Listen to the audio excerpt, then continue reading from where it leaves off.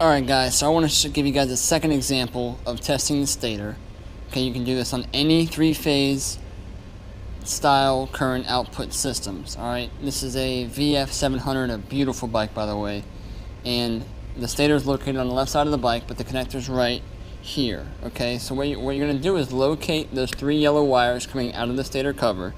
Alright, and then they may have two other wires with it. That may be a different style system, but it's still the same check. Okay, so like that could be a pulse generator is what I mean. So three yellow wires, that's the three leads coming out of the stator. We're going to check just the stator's condition. Okay, and there's two checks that you want to do.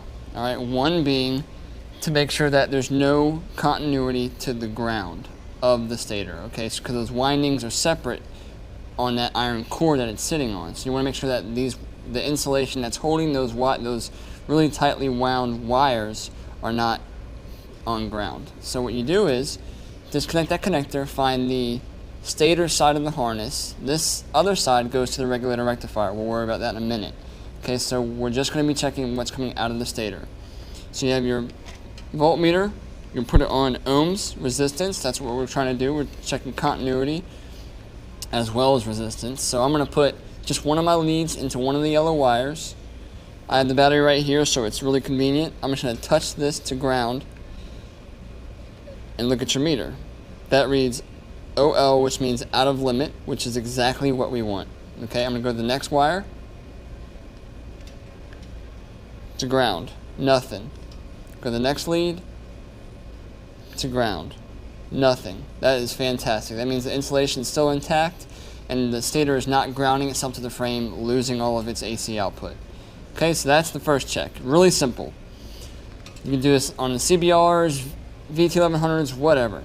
As long as it has three wires coming out, this is the same check. Even if it has two wires, you do the exact same thing. But I'm only talking about three-phase. So the next thing you want to do is you can check the resistance of those wires. Okay, so now you're going to check to make sure that there's no breaks in those wires, as they are wound so tightly. You don't want any breaks inside of there. So I'm just going to go one lead into one of the yellow wires, one into the other. Alright, and then we will check this reading out. If I can get them to touch the wires correctly.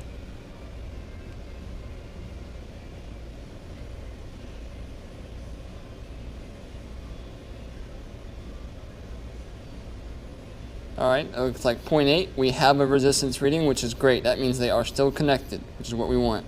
So you can go from one yellow wire to the next. Same thing. We're looking for a resistance reading. Sorry, I'm not hitting these wires right.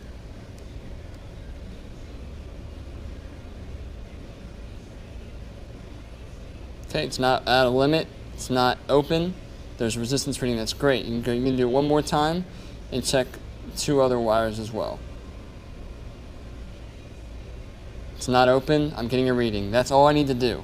Two checks. Make sure there's no breaks in the yellow wires inside of the stator, and making sure that there's no continuity to ground. You can do the same thing just by, you don't even have to hit the battery. You can do the stator to the ground of the motor, just touching it on the frame or on the motor to each wire. Okay, that stator is perfect. There's nothing wrong with that stator. That is how you check a stator on a three-phase alternating type system. Okay, hope that makes sense.